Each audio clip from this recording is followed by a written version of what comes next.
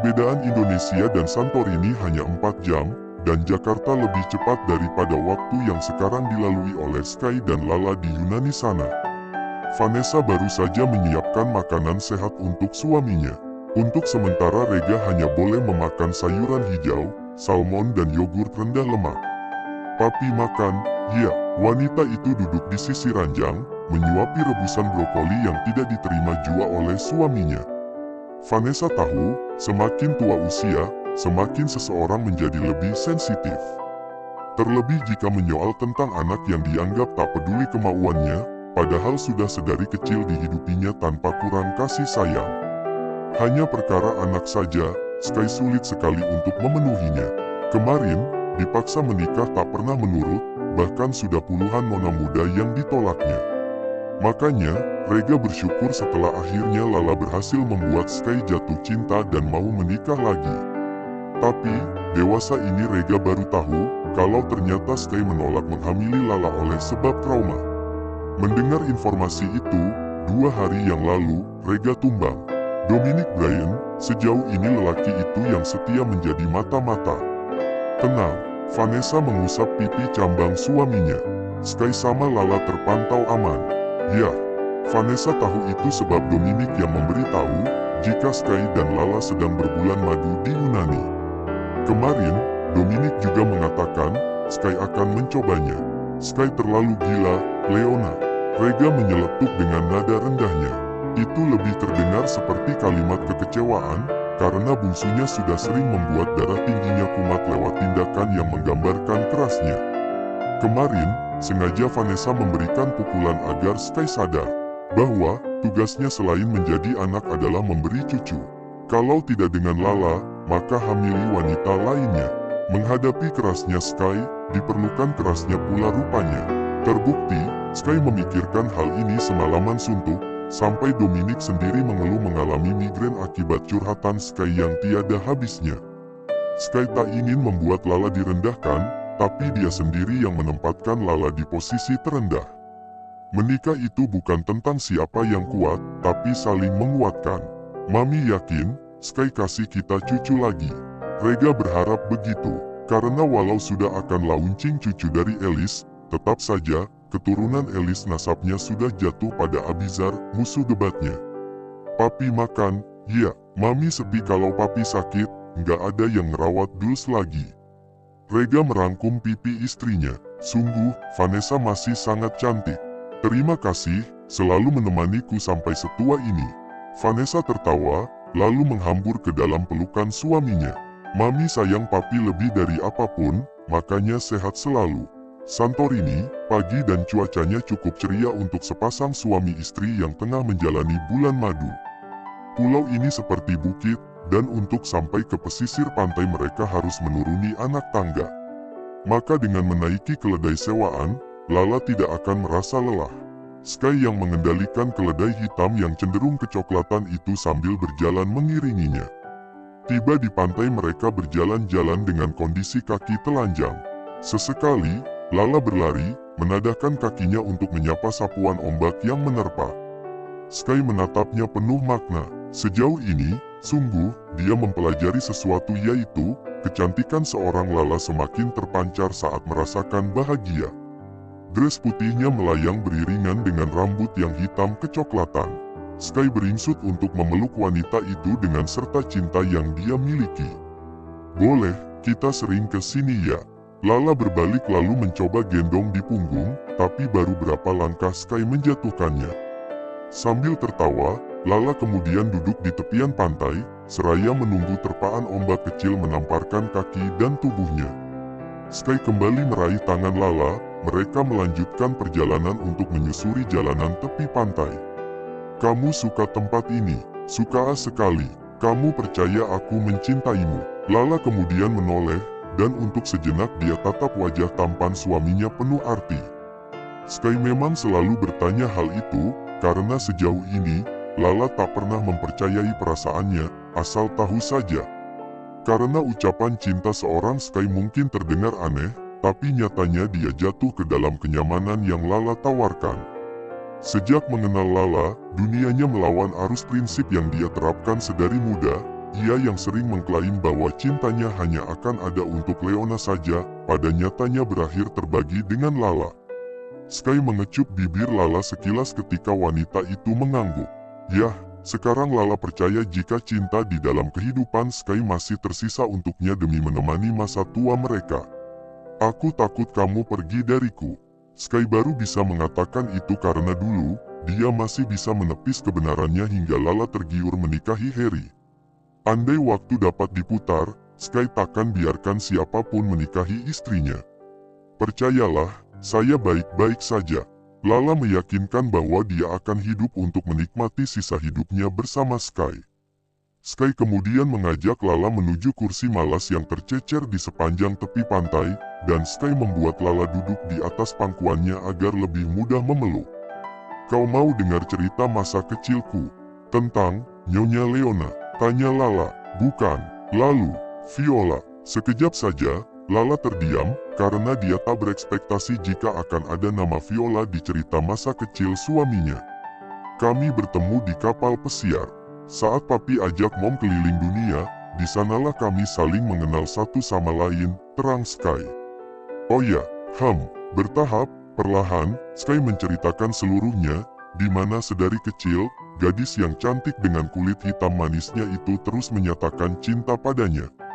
Namun, Sky selalu mengejek Viola, hitam, dekil, jelek, dan Sky baru tahu kalau itu bisa membuatnya kehilangan Leona karena sebuah hukuman yang nyata adanya.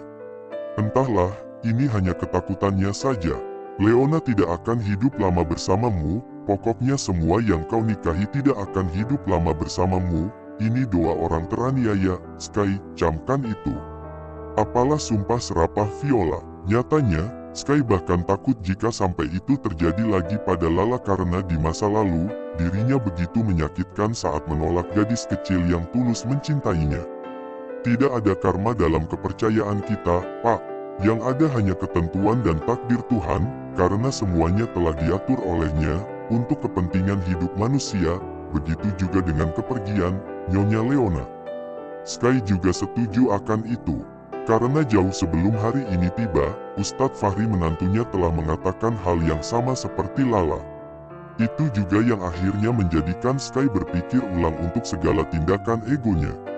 Pas Sky percaya tentang adanya pertolongan Tuhan, kan? Lala sontak mengeluh karena Sky M3R3 Mrs. D ****nya. Pak, biasakan memanggilku dengan sebutan yang mesra. Ketus Sky. Lala tertawa lalu menyebutkan sesuatu yang membuat Sky tersenyum-senyum tipis. Sayang. Di sebuah kamar, pria dan gadis yang kini tergulung dalam selimut yang sama, berteriak histeris setelah membuka mata secara bersamaan.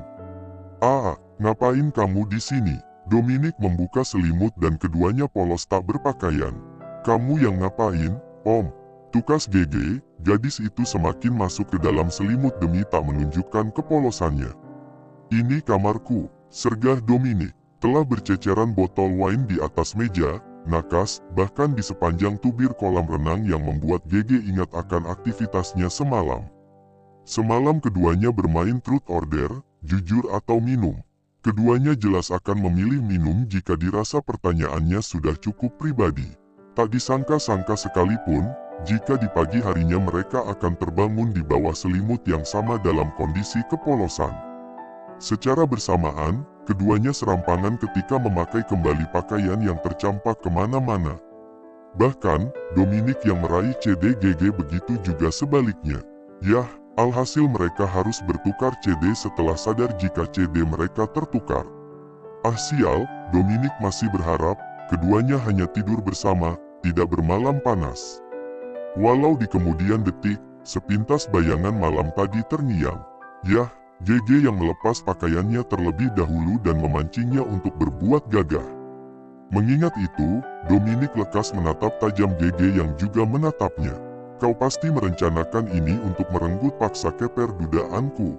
Oh, hastaga, sela GG dengan mata yang memutar malas. Sok ganteng sekali Anda. Oke, ya GG akui, Anda memang maco sih, tapi GG tidak sepicik itu buat menjebak Anda, wahai om penjajah. Bagaimana kalau kau hamil? Dominic ngeri, bukan GG yang takut, justru Dominic yang ngeri jika sampai GG hamil. Karena sejauh ini, asal-usul gadis itu tidak terlacak. Di nomor KTP, alamat GG hanya mengarah kepada panti asuhan yatim piatu. Akan tetapi, acap kali Dominic merasa ragu, ia tak percaya jika gadis secantik yang bahkan berpakaian serba branded berlatar belakang yatim piatu. Tenang saja, GG minum pil pencegah kehamilan setelah ini, lagian siapa juga yang mau hamil sama om penjajah. Sergah GG, baguslah. Dominic lalu melompat demi bisa mengepaskan celananya. Aku punya kekasih impianku sendiri. Dan lagi, aku tidak tertarik bertanggung jawab, bocah kecil. Yah, Dominic merasa, jika GG hamil dan dia bertanggung jawab, dia akan langsung memiliki 2 anak sekaligus. Lihat, GG saja masih sangat kekanakan. GG ngeluyur pergi setelah itu. Karena menimpali kesombongan om penjajah pun, GG tak memiliki niat sedikit pun. Akan dia anggap kesialan pagi ini sebuah karma karena meminum minuman memabukkan. GG mendatangi kamar miliknya yang memang tidak jauh dari kamar Dominic. Dia harus mandi dan memeriksa Wilona. Ternyata, Wilona sudah terbangun dari tidurnya, bahkan menyapanya dengan 2 kaki yang meraih besi kerangkeng sambil meraung ringan. GG mengecup hidung Wilona lantas beringsut ke kamar mandi. Oke, aku perlu mandi dulu, Wilona. Hari ini sangat sial sekali rupanya, gerutunya pelan. Tidur bersama dengan pria, sebenarnya ini baru pertama kalinya. Tapi, karena GG sadar jika dirinya ikut andil dalam kondisi ini, jadi mau bagaimana lagi, GG terima. Sebetulnya, dia termasuk wanita yang menjaga kehormatannya. Walau, teman-teman nakalnya di luar sana sudah acap kali mengajaknya ons, GG masih perawan. Namun, jujur saja, sebenarnya sedari awal bertemu dengan Dominic, hati GG sudah cukup tertarik. Mungkin itu sebab, ketika dirinya mabuk, dia berani menggoda lelaki itu. GG tidak mabuk sepenuhnya, sekilas-sekilas GG ingat ketika dirinya merayu Dominic untuk menyentuhnya. Yah, itu sangat memalukan sekali, jika diingat kembali. Ah, sudahlah, lupakan saja sakit di bagian intinya yang tidak seberapa ini. GG harus bersiap untuk bekerja. Hari ini, Bos Sky pasti akan mengajak Wilona berjalan-jalan. 1 jam kemudian, benar saja, Sky sudah memanggil anak angkatnya. Maka mau tak mau, GG juga harus bertemu dengan Dominic yang selalu bersama Bos Sky. Kita pergi ke Museum Akropolis, baby, jadi menurut, kau tidak boleh menakuti siapapun di sana, strollermu juga harus ditutup untuk sementara. Sky memasukkan kembali Wilona ke kandang setelah Wilona meraung seolah mengerti dengan pesan Daddy Sky. Kita jalan, ajak Sky, lalu meraih pinggang istrinya untuk digandeng. Ya Tuhan, dunia serasa milik berdua meskipun desa Oya di Santorini termasuk desa yang dipadati turis asing layaknya, Bali. Sky dan rombongan menyisir seluruh sudut tempat yang cukup estetika, sebelum akhirnya masuk ke museum yang ditujunya. Jelas, Lala yang paling kagum dengan semua artefak indah di sini. Patung marmer, vas keramik, dan peralatan perunggu, semuanya bertahan ratusan tahun untuk dikagumi. Lala juga membeli replika, patung-patung paling ikonik dalam mitologi Yunani, vas, keramik, dan beragam manik bersejarah lain.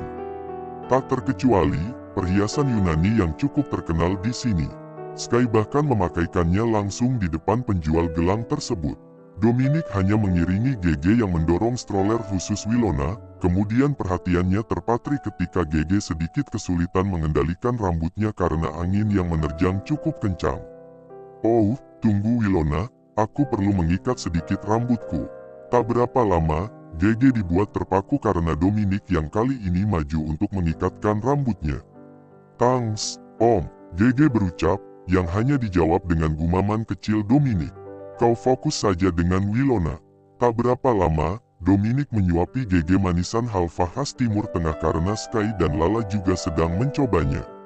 Meski 90% penduduk mengidentifikasi diri sebagai Kristen Ortodoks, 4 hingga 15% sebagai ateis, dan 2% sebagai Muslim tapi banyak ditemui makanan halal di tempat ini. Kita makan di restoran bawah. Setelah lelah berkeliling karena terkadang mereka berjalan kaki, kadang juga harus naik mobil, bahkan keledai.